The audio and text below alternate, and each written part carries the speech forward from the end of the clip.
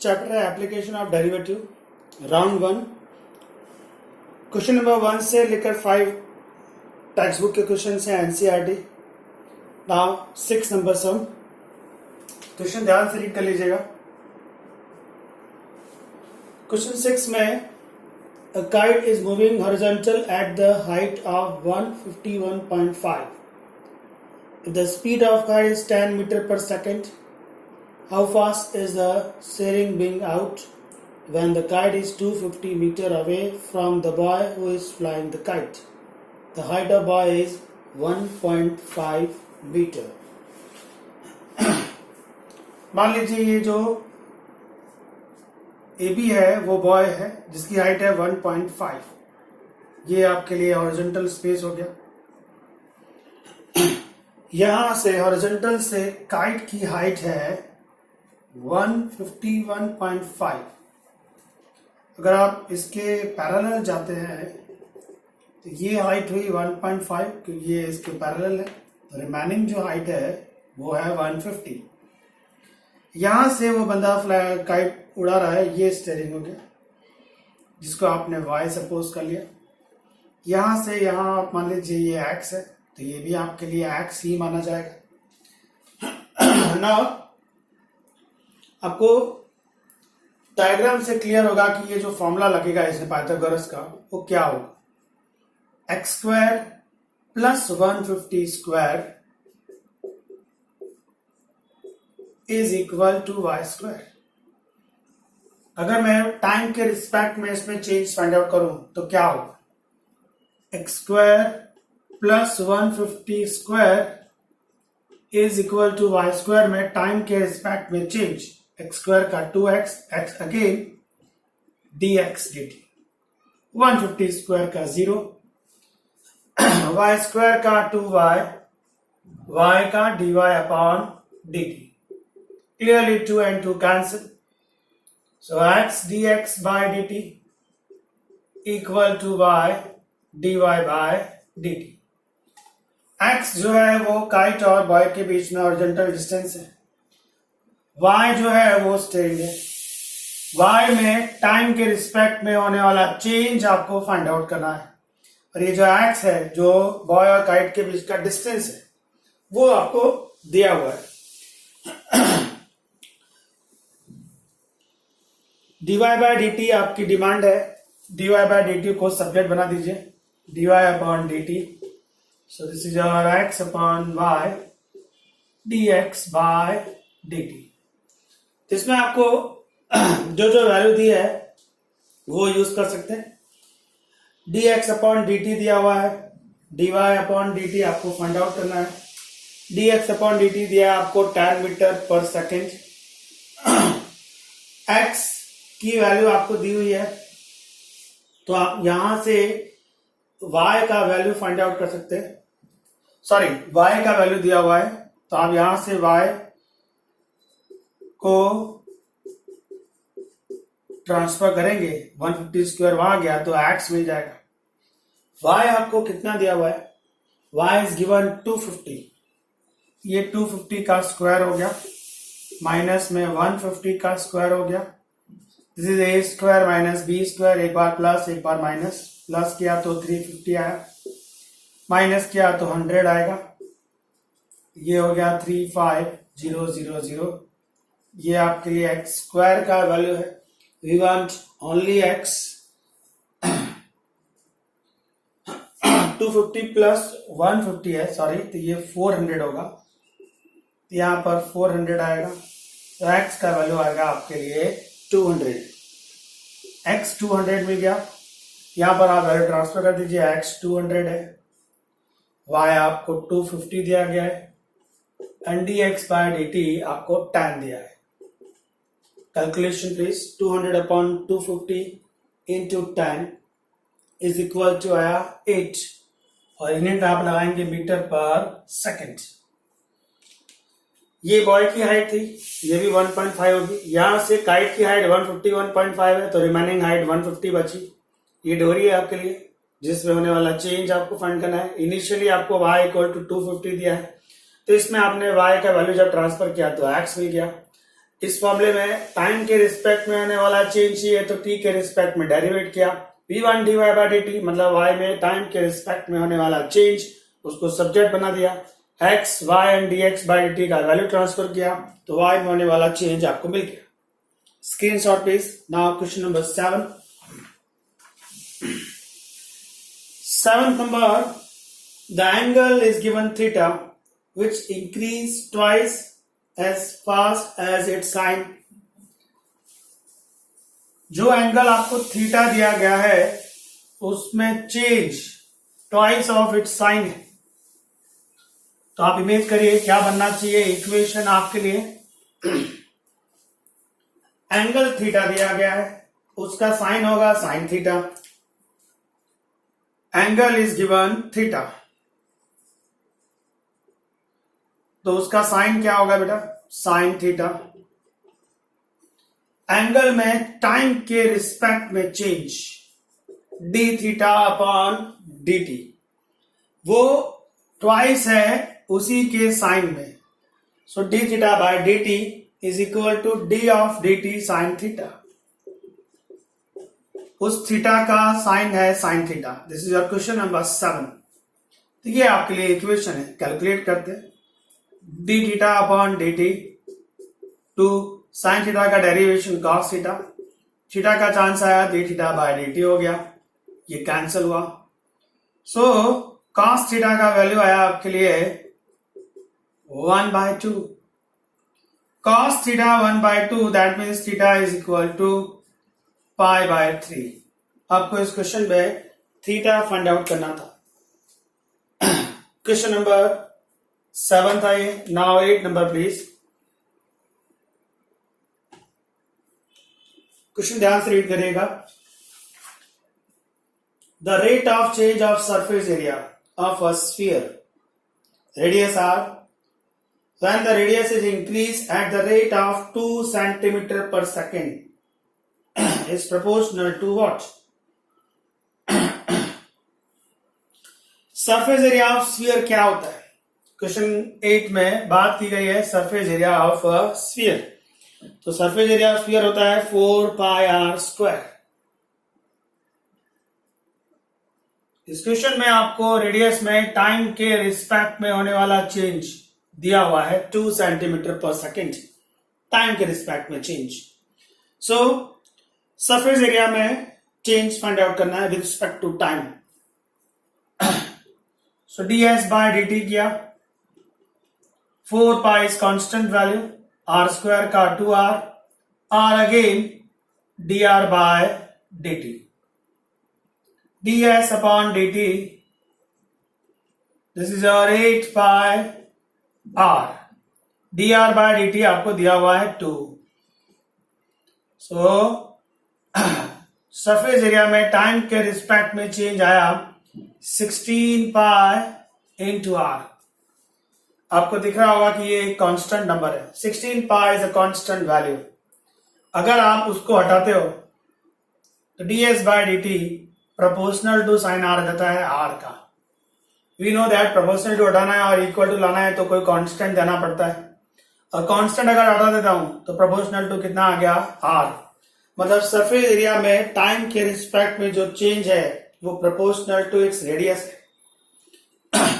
So question number 7 and 8 screenshot please. Now 9th number. The side of an equilateral triangle are increased at the rate of 2 centimeter per second, the rate of which the area increase if side is given 10 centimeter। Equilateral triangle का area क्या होता है उसका एक specific formula है। Equilateral triangle. Question number है 9। What is the area of an equilateral triangle? We know that this is √3/4 side square। Side मान लीजिए x तो x²। ये है आपका फॉर्मूला। एरिया में आपको चेंज फाइंड आउट करना है। Okay, we want change area with respect to time. तो कैसे फाइंड करेंगे? D A by D T करते हैं। एरिया में टाइम के रिस्पेक्ट में change D A by D T, √3/4 as it is, x square का 2x, x again dx by dt। हमको क्या क्या दिया है इस क्वेश्चन में? इस क्वेश्चन में आपको दिया गया है equal triangle, side change is 2 centimetre per second. Side as x है तो x में टाइम के रिस्पेक्ट में चेंज दिया 2 centimetre per second, and initially आपको साइड भी दी है 10 centimetre. So x is given 10, रख दीजिए value, √3/4 2 into 10 and dx by dt is 2. 2 to the 4 and this cancel, 10√3 आया आपका आंसर। एरिया में टाइम के रिस्पेक्ट में चेंज है 10√3, यूनिट लगेगा सेंटीमीटर स्क्वायर पर सेकेंड, एरिया है इसलिए। सो इक्वल ट्राइंगल में आपको साइड में होने वाला चेंज दिया था, इनिशियली साइड की लेंथ दी थी, फिर उसने आपको ये पूछा एरिया में टाइम के रिस्पेक्ट में चेंज कैसे आएगा। So D A by D T आपको फाइंड आउट करना है। Next question please. The volume of sphere is increase at a constant rate. So given data है volume of sphere, volume is V, volume में time के respect में change constant दिया हुआ है।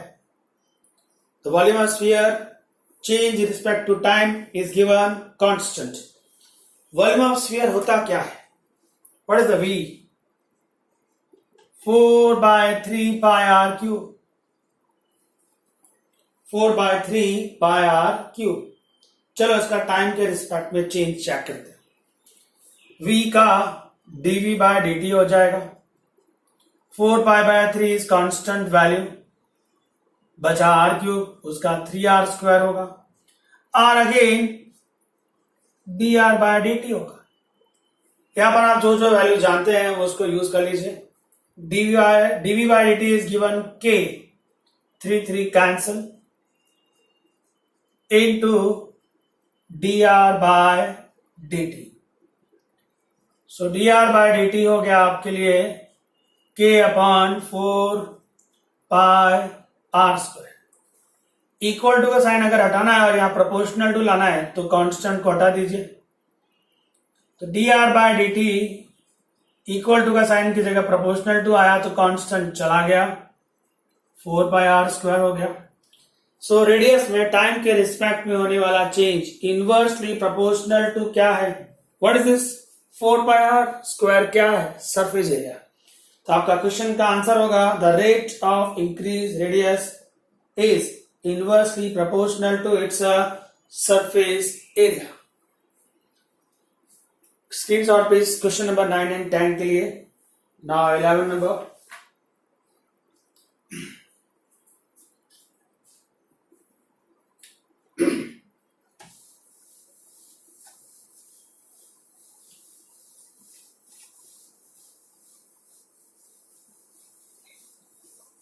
डिस्प्लेसमेंट का अगर टाइम के रिस्पेक्ट में चेंज करें तो v मिलता है, आपको शायद पता होगा, एज डिस्प्लेसमेंट है। टाइम के रिस्पेक्ट में अगर आपने डेरिवेट किया तो आपको मिलती है वेलोसिटी, और वेलोसिटी का अगर टाइम के रिस्पेक्ट में आप चेंज कर देंगे तो आपको मिलेगा acceleration. A we know well. इस फंडे को यूज करना है क्वेश्चन नंबर 11 में। x रिप्रेजेंट करा डिस्प्लेसमेंट को, x दिया है 10 + 60। आप पहला क्वेश्चन ध्यान से रीड कर लीजिए। सेकंड x है, दो डिस्प्लेसमेंट हुए, एक है 6t + 10, दूसरा है 3 + t²। क्वेश्चन की डिमांड क्या है? Moving along the x axis there are 2 points with x, 10 + 60, 3 + t², the speed with which they are reaching from each other at the time contour is, मतलब आपको वेलोसिटी के लिए देखना है कि किस टाइम पर वो लोग teaching from the each other at the time of encounter. Okay, आपको दो एक्स दिए गए, दोनों एक्स को अगर आप कंपेयर करते हैं तो आपको टाइम मिल जाएगा। फिर उसके बाद आपको वेलोसिटी ढूंढनी है। ये भी एक्स है, ये भी एक्स है, कंपेयर बोथ। सो 10 plus 60, 3 plus T square, T square 60 वहां गया, माइनस 60, 10 वहां गया, -7। फैक्टर कर दीजिए, 10 - 7, please add this is T square plus T minus 7, T is -60 -7, right. T का वैल्यू 7 आया और टी का वैल्यू -1 आया। This is not possible, time minus में नहीं हो सकता। टी का वैल्यू आपके लिए 7 है। अब आपको क्या फाइंड आउट करना है? वेलोसिटी फाइंड करेंगे, उसके बाद हमको रिजल्टेंट वेलोसिटी मिलेगी। वेलोसिटी कैसे फाइंड आउट कर सकते हैं? पहले वाले एक्स का डेरिवेट कीजिए टाइम के रिस्पेक्ट में। सो dx बाय dt, इसको वेलोसिटी नंबर 1 दे देते हैं, आपको मिलेगा 10 प्लस 60 है तो 6 मतलब 16 आया। फर्स्ट वेलोसिटी आपके लिए कितनी रही? 16। 10 प्लस 60 आपको v1 दिया हुआ था। नाउ v2 फाइंड आउट करते हैं। v2 क्या है आपके लिए? x is given 3 plus t square dx by dt, velocity number 2, yeah only 2t, but t we know that 7 है तो ये 14 हो जाएगा। अब आपको क्या फाइंड आउट करना है? v2 minus v1। I think v1 में मैंने कहीं कैलकुलेशन गलती किया। v1 में अगर करेंगे 10 का 0 डेरिवेशन आएगा, यहाँ 6 होगा, सॉरी डेरिवेट किया ना, dx बाय dt 10 का 0, 60 का 6, सो वेलोसिटी 1 आएगी 6, velocity 2 I 2t, but t का वैल्यू 7 है तो हो गया वो 14। ना रिजल्टेंट वेलोसिटी v चाहिए आपको, this is v2 minus v1। v2 है आपके लिए 14, v1 है आपके लिए 6, सो रिजल्टेंट वेलोसिटी कितनी आएगी आपके लिए? 8। Screenshot please. क्वेश्चन नंबर 11 था ये। Now 12th number.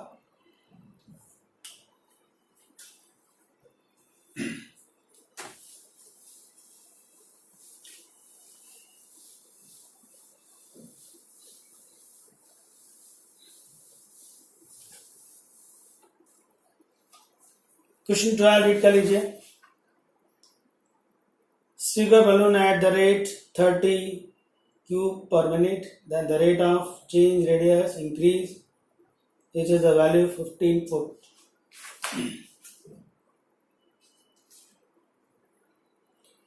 वॉल्यूम में चेंज दिया है आपको। नंबर 12 में वॉल्यूम में चेंज है। किसका वॉल्यूम है? स्फीयर का। dv बाय dt, वॉल्यूम में चेंज दिया है 30 और इनिशियली रेडियस आपको दिया गया है 15। स्फीयर का वॉल्यूम 4/3 पाई आर क्यूब। आपको रेडियस में चेंज फाइंड आउट करना है। ओके, टाइम के रिस्पेक्ट में डेरिवेट किया, 4π/3 कांस्टेंट आर क्यूब का 3r² r again dr by dt, 3 cancel, 4πr², dv by dt, dv by dt का वैल्यू 30 है, ये 3 कैंसिल हो गया, 4πr, r का वैल्यू 15 है, dr by dt, v1 dr by dt subject बना दीजिए उसको, तो आया आंसर 30/4π इंटू 15 इंटू 15। कैलकुलेशन कर लीजिए तो आंसर आएगा 1/30π, 1/30π। रेडियस में चेंज है तो इसका जो यूनिट है वो क्या लगेगा? फुट पर मिनट।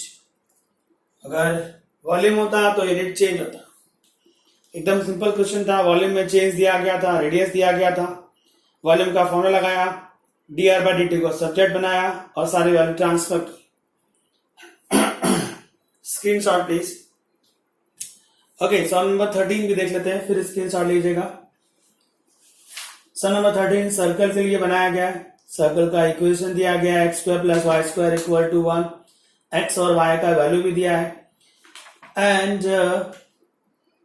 और एक वैल्यू दी हुई है, y डिक्रीज हो रहा है 3 यूनिट पर सेकेंड के हिसाब से। ओके, सम नंबर 13 में जो जो डेटा दिया है पहले उसको लिख लेते हैं। x का वैल्यू गिवन, y का वैल्यू गिवन, y में टाइम के रिस्पेक्ट में चेंज गिवन। x का वैल्यू है आपके लिए 1/2, y का वैल्यू है √3/2 एंड y में जो चेंज है वो डिक्रीज है, इसलिए 3 जो दिया है वो आपको माइनस में लेना पड़ेगा, डिक्रीज दिया हुआ है, दैट्स वाई। आपको x में चेंज फाइंड आउट करना है। सर्कल का फॉर्मूला दिया गया है x² + y² = 1।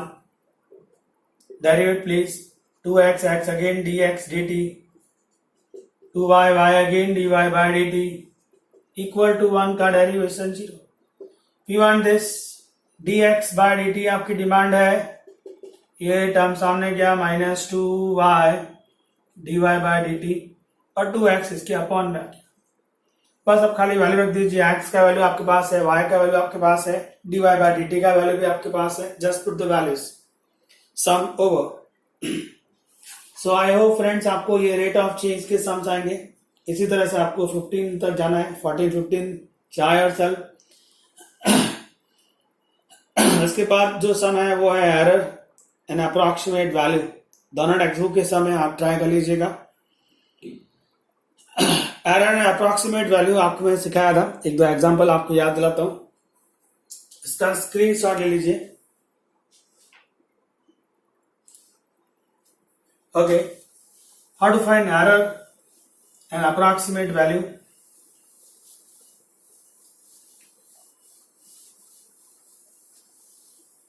मान लीजिए आपको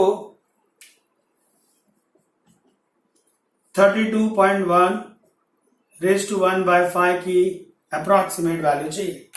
देन हाउ टू फाइंड। सबसे पहले आपको fx डिसाइड करना है। fx होगा x raised to 1/5।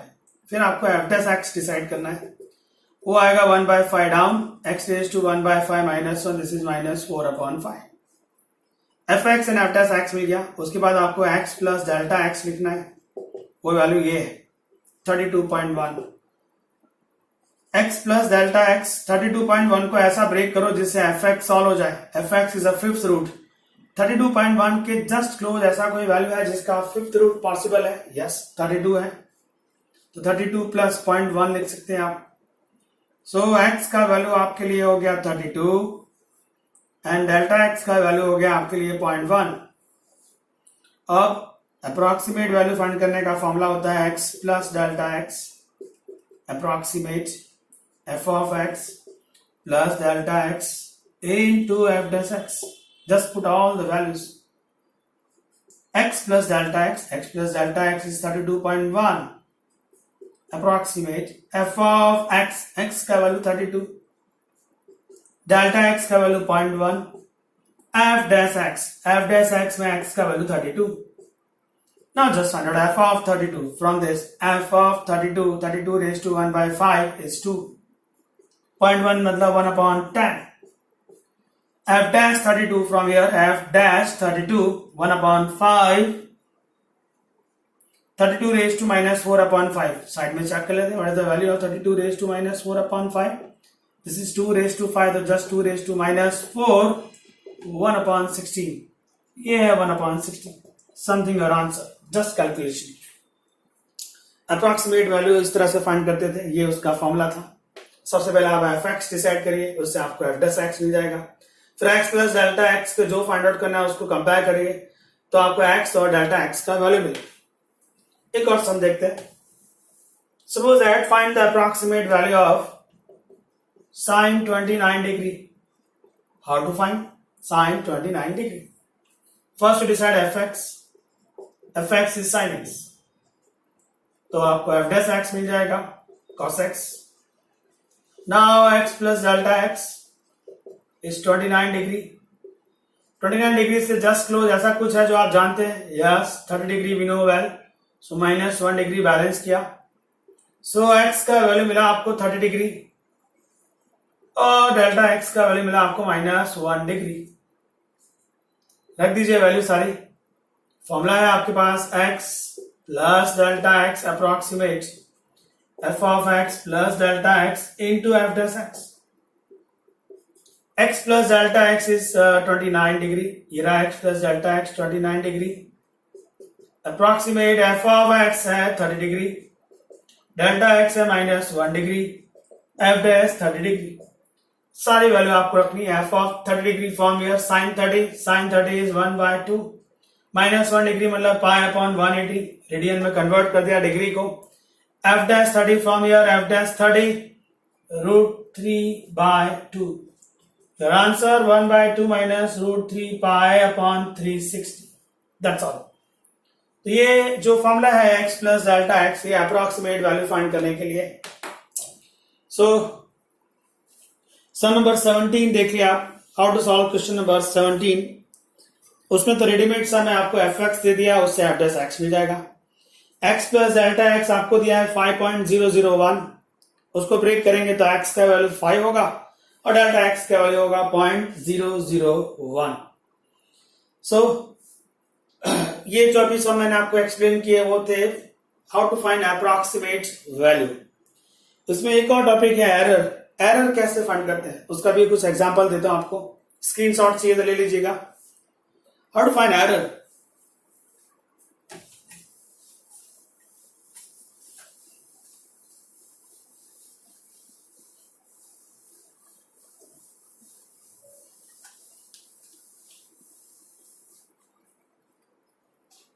Suppose that एक सर्कल है जिसका एरिया पाई आर स्क्वायर होता है, इनिशियली रेडियस उसकी 10 है। अब रेडियस में टाइम के रिस्पेक्ट में हो गया चेंज, या फिर आप बोले सॉरी ये not rate of change, error है। रेडियस में एरर आया, कितना एरर आया 2% जितना, तो एरिया में भी एरर आएगा, कितना आएगा वो आपको फाइंड आउट करना है। क्लियर बात है, ये रेडियस आपके लिए सर्कल रहा होगा जिसका रेडियस 10 था, इसमें एरर अगर आएगा तो सर्कल में भी एरिया भी चेंज होगा। तो आपको यही बोला गया है कि अगर रेडियस में 2% जितना एरर आता है तो एरिया में कितना एरर आएगा। ओके, इसका एक फॉर्मूला बनाना होता है। कैसे बनता है फॉर्मूला, आपको एरिया में एरर फाइंड करना है, जो आंसर है वो अप्रोक्सीमेट माना जाता है। एरिया में एरर किसकी वजह से आया उसके रिस्पेक्ट में डेरिवेट करिए। एरिया में एरर किसकी वजह से आया, रेडियस की वजह से आया, तो उसके रिस्पेक्ट में डेरिवेट किया, इनटू कितना एरर था जिसने चेंज किया है उसको बोलते हैं डेल्टा आर। एरिया में रेडियस की वजह से चेंज आया तो dA/dr करो, इनटू रेडियस में जितना चेंज है वो मल्टीप्लाई करो। अब आपको खाली वैल्यू रखनी है। dA/dr from here, what is dA/dr, pi constant 2r मतलब 2πr आएगा। डेल्टा आर कितना है मेरे पास 2% ऑफ आर मतलब 2r/100। 2% ऑफ आर का मतलब क्या हुआ 2r/100।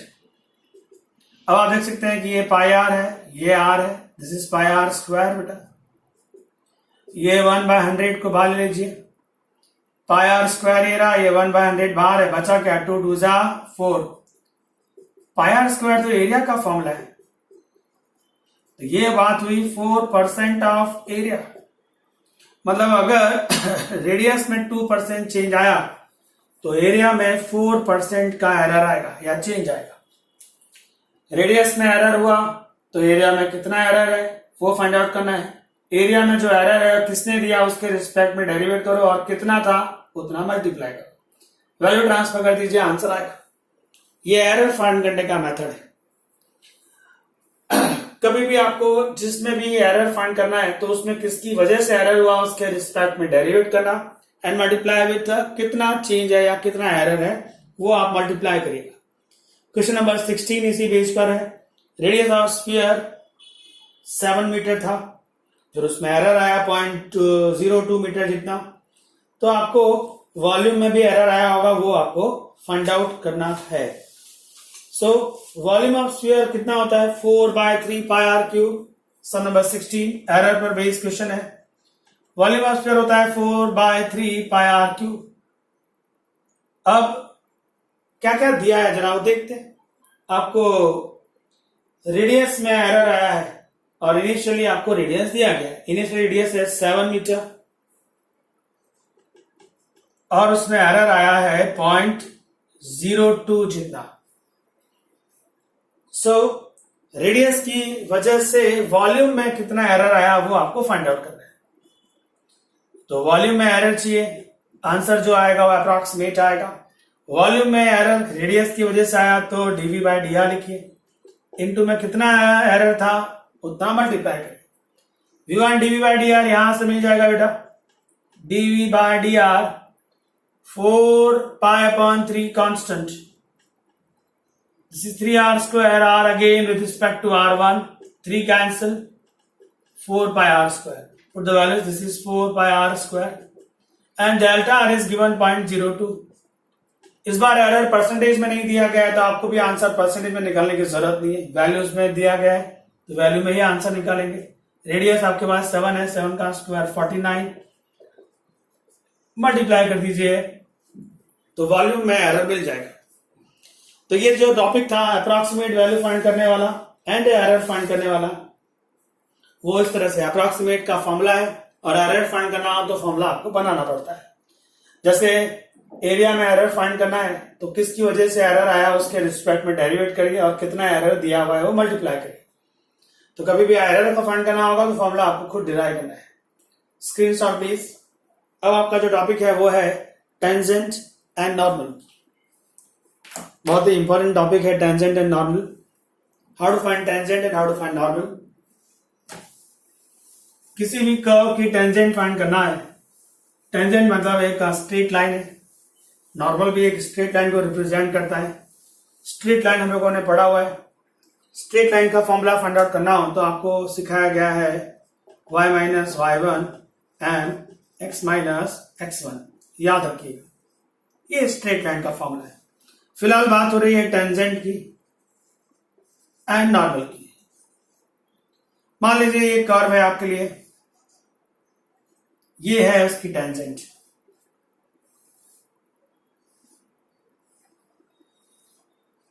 ये हो गई उसकी टेंजेंट t। टेंजेंट का स्लोप क्या होता है? उसका स्लोप होता है dy/dx। किसी भी टेंजेंट का स्लोप क्या है dy/dx और नॉर्मल जो है वो उस पर परपेंडिकुलर होता है टेंजेंट पर। तो अगर नॉर्मल टेंजेंट पर परपेंडिकुलर है तो उसका स्लोप क्या होगा?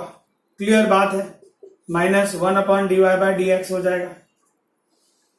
टेंजेंट का स्लोप मतलब किसी भी कर्व का फर्स्ट डेरिवेट कर दीजिए dy/dx तो टेंजेंट का स्लोप मिलेगा। नॉर्मल जो है वो टेंजेंट पर परपेंडिकुलर है तो उसका स्लोप मतलब उसका स्लोप dy/dx है तो उसका उल्टा और साइन चेंज। हमको परपेंडिकुलर स्लोप फाइंड करने के लिए यही सिखाया गया। अगर किसी का टेंजेंट का स्लोप 3 है तो परपेंडिकुलर स्लोप आएगा 3 का उल्टा 1/3, +3 था तो माइनस हो जाएगा तो परपेंडिकुलर स्लोप होगा -1/3। अगर किसी का स्लोप -3/4 है तो परपेंडिकुलर स्लोप 4/3 होगा। तो हम लोगों को टेंजेंट के लिए क्या याद रखना है? What is the equation of tangent? y - y1 dy/dx x - x1 and the normal का फॉर्मूला क्या है बेटा? y - y1 -1/dy/dx x - x1। याद रहे स्लोप ऑफ टेंजेंट होता है dy/dx, स्लोप ऑफ नॉर्मल होता है -1/dy/dx। And what is x1 y1? x1 y1 is at the point.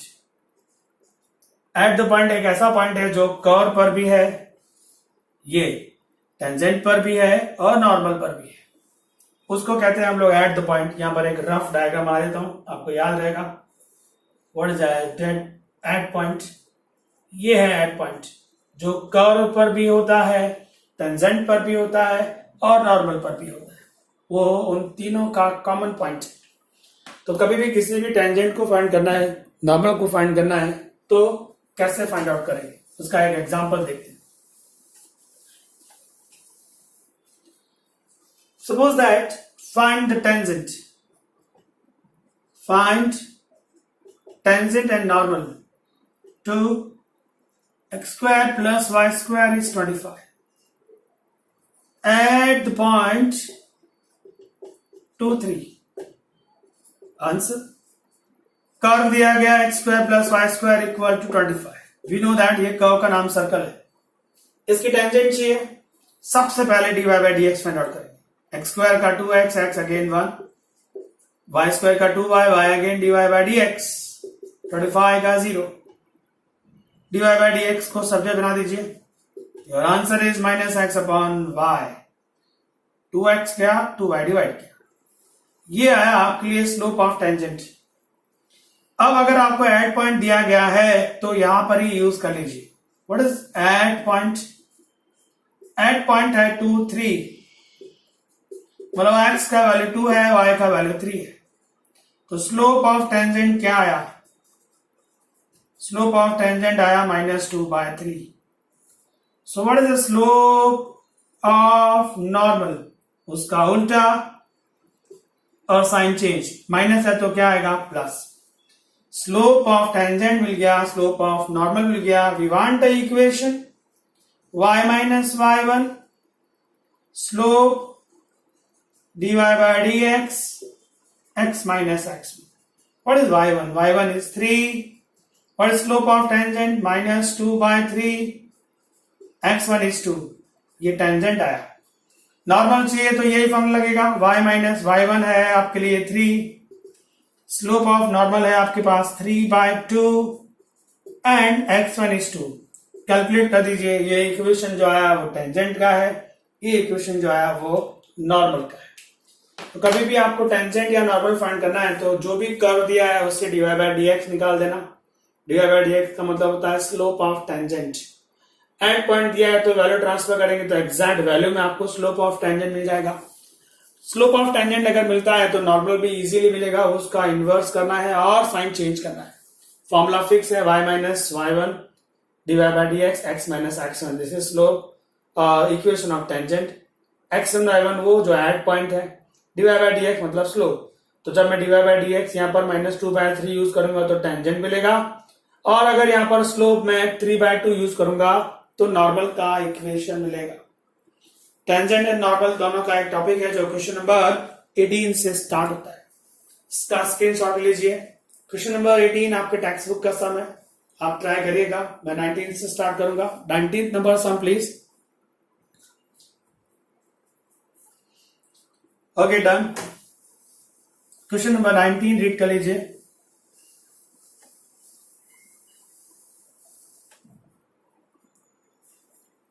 The point at which tangent to the curve is parallel to this. एक curve दिया गया है, मान लीजिए ये वो कर्व है।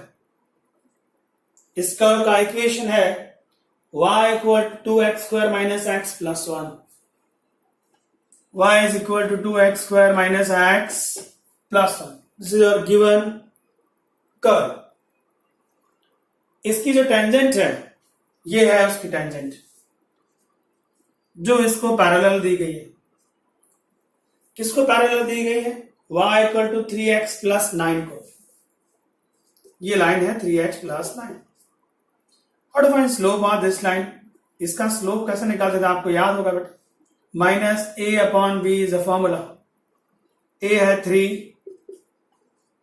b y वहां जाएगा तो -1, तो स्लोप आया 3। इस लाइन का स्लोप 3 है, दैट मीन्स इसका स्लोप भी 3 होगा ना। क्यों 3 होगा? पैरेलल है, पैरेलल स्लोप सेम होता है। सो आपको पता चल गया कि स्लोप ऑफ टेंजेंट मतलब dy by dx वो 3 है, तो dy by dx तो यहां से मिल जाएगा। dy by dx कितना? 4x minus 1। यहां पर आप 4x minus 1 यूज कर लीजिए। तो 4x इक्वल टू 4 आया, x का वैल्यू 1 आया, x मिल गया, y कैसे, फ्रॉम हियर y दिया है 2x square minus x plus 1, put the values 2 plus 1 3 minus 1 2, तो y का वैल्यू 2 आया।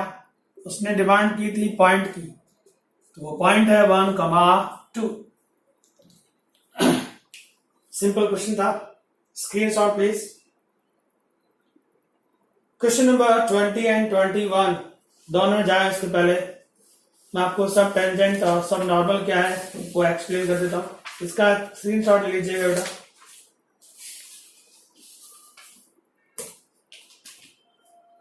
Okay done.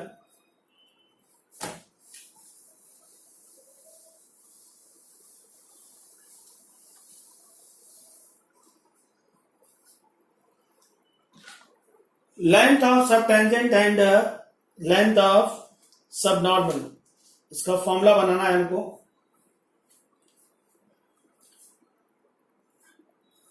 मान लीजिए ये कर्व है आपके लिए, ये उसकी टेंजेंट जा रही है और ये है उसका नॉर्मल जो उसके परपेंडिकुलर है। यहां से एक परपेंडिकुलर लाइन ड्रॉ करिए, अभी नाम देते हैं, ये P, ये Q, ये R। टेंजेंट ने एक्स एक्सिस को किस पॉइंट पर इंटरसेक्ट किया, P पर, और एट द पॉइंट से एक्स एक्सिस पर जो परपेंडिकुलर ड्रॉ किया गया R, P से R का जो डिस्टेंस है वो लेंथ ऑफ सब टेंजेंट है।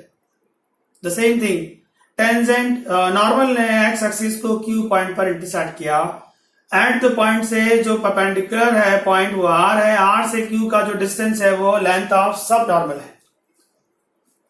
PR is the length of subtangent and RQ is the length of subnormal. Now what is the formula beta? Length of subtangent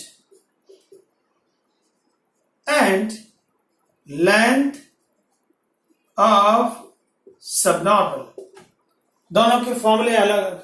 सबटेंजेंट का फॉर्मूला होता है modulus y upon y dash, and subnormal का formula होता है y into y dash.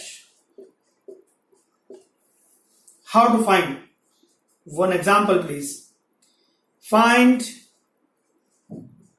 Length of subtangent and subnormal to y square is equal to 16x at point 1 2। सबसे पहले आप dy by dx find out कर लीजिए। क्या आएगा आपको दिखता होगा, 2y, y again dy by dx equal to 16, 2 से cancel 8 upon y, so dy by dx आया 8 अपॉन y। अभी फाइंड करते हैं लेंथ ऑफ सब टेंजेंट। क्या फॉर्मूला बेटा, y upon y dash in mod, the values y upon y dash कितना आया 8 अपॉन y, y ऊपर चला गया y square upon 8 in mod, वैसे वैल्यू ऑफ y इज 2, 2 का square 4, 4 by 8, this is 1 by 2। तो ये जैसे मैंने लेंथ ऑफ सब टेंजेंट निकाला, अगर आपको सब नॉर्मल चाहिए तो क्या फॉर्मूला है, y इंटू y डैश, तो y इंटू y डैश करेंगे तो y into 8 upon y, y cancel, क्या आंसर आएगा 8। सो सिंपल है, खाली आपको फॉर्मूला यूज करना है। लेंथ ऑफ सब टेंजेंट का फॉर्मूला है y upon y dash, and length of subnormal का फॉर्मूला है y into y dash. Screenshot please. And question number आपका आ रहा है जो सब टेंजेंट और सब नॉर्मल पर डिपेंड करता है, नंबर है 20। प्लीज है question number 20।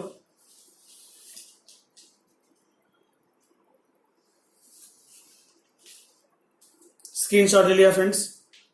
Okay, please remember tangent सब टेंजेंट का फॉर्मूला है y अपॉन y डैश, सब नॉर्मल का फॉर्मूला है y into y dash. Modulus क्यों लिया, because of length, length negative नहीं होती। Okay,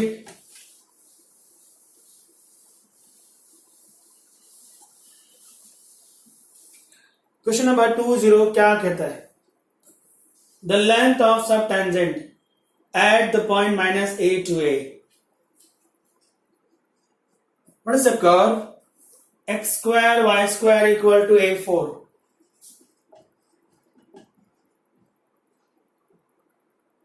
Y square x square y square ही है ना? Yes. a4. a4 upon x square लिया, derivative please. 2y again dy by dx. a4 is constant. 1 upon x square का derivation सिखाया मैंने आपको, -2 upon x cube होगा.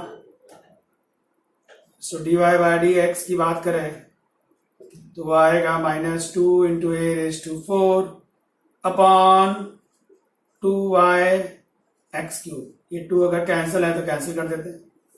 ये dy by dx में क्या डिमांड किसकी है? Length of, what is the demand? Subtangent. Subtangent formula होता है y upon y dash in mod. y dash आया है -a4, ये ऊपर चला जाएगा y into X cube. Minus है, मॉड से कैंसिल बाद में कर देंगे. y into Y square X cube upon में -a4. चलिए y और x का वैल्यू मेरे पास गिवन वैल्यू है. y और x का value -a and +a. Okay, y और x का वैल्यू ट्रांसफर कर दीजिए. y का वैल्यू है a, so y square is a square. x का वैल्यू है -a का क्यूब है -a. ये a5 है, माइनस माइनस कैंसल, a4 है, a5 upon a4 is a. So modulus a is your answer. Modulus a आपके लिए आंसर. अगर आप उसका मॉड रखेंगे, a का वैल्यू नहीं पता है हमको, पर जो भी आएगा वो पॉजिटिव आएगा just because of modulus. So length of subtangent की बात थी ये, इसलिए सबटेंजेंट का फॉर्मूला होता है y upon y dash. Screenshot please. Now question number 21.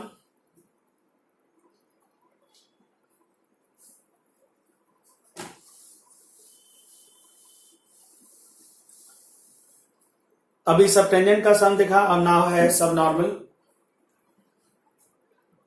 A curve is given xy equal to c square. Subnormal at any point varies, मतलब proportional to आपको चेक करना है. पहले कर्व कॉपी कर लेते. 21 number. xy equal to c square, y equal to c square upon x. dy by dx is minus C square upon x square. ये dy by dx पे क्या बात है? सब नॉर्मल की. सब नंबर का फॉर्मूला होता है y into Y dash. Value रख दीजिए. Length of subnormal y into Y dash in mod. Okay, y कितना है आपके लिए? ये रहा C square upon X. And y dash कितना है आपके लिए? Minus C square upon x square in mod. C square c4 हो गया, माइनस का मॉड से कैंसिलेशन हो गया, ये एक्स क्यूब आया. c4 upon X cube. उसने बात की है प्रोपोर्शनल टू की. प्रोपोर्शनल टू है तो आपको चेक करना है कि क्या आएगा. अगर आप c4 हटाते हैं तो proportional to 1 upon X cube आ जाएगा. Proportional to 1 upon X cube पर ऑप्शन में नहीं दिया गया. आपको 1 अपॉन एक्स क्यूब नहीं है, मतलब आपको आंसर अब y में ट्राई करना पड़ेगा. तो आप x की जगह आप y अरेंज करेंगे. ओके, चलिए देखते हैं x की जगह y कैसे अरेंज कर सकते. वापस से बैक किया. मेरा आंसर 1 अपॉन एक्स क्यूब नहीं है, दैट्स व्हाई मैं चेंज करना था आंसर. आप देखिए माइनस का मॉड गया, सी स्क्वायर c4 हो गया. X square into X cube है, this is X cube. C raise to 4, X का वैल्यू मैं यहां से ले लेता हूं. C square upon Y, C square upon Y का cube. C raise to 4 Y है, वाई का क्यूब ऊपर आया. ये सी रेज टू 6 है तो c4 अपॉन c6, तो सी स्क्वायर आया. अगर मैं ये हटाता हूं कांस्टेंट तो प्रोपोर्शनल टू वाई क्यूब आ जाता है. प्रोपोर्शनल टू वाई क्यूब आपको ऑप्शन में दिया गया है. आंसर मैंने पहले एक्स में अरेंज किया था, 1/x³ आंसर आया था, पर ऑप्शन नहीं है तो अभी मैंने y में अरेंज किया, y³ में आंसर आया, प्रोपोर्शनल टू y³ आपको दिया गया है। सो फ्रेंड्स जस्ट ट्राई करिएगा 1 से लेकर 21 नंबर तक सम। आप इसके आगे भी ट्राई कर सकते हैं एज यू विश, 21 से आगे आपको अगर जाना है तो आप क्वेश्चन नंबर 40 तक ट्राई करिएगा, अदरवाइज मैं आपको नेक्स्ट लेक्चर में एक्सप्लेन करूंगा। Thank you very much friends.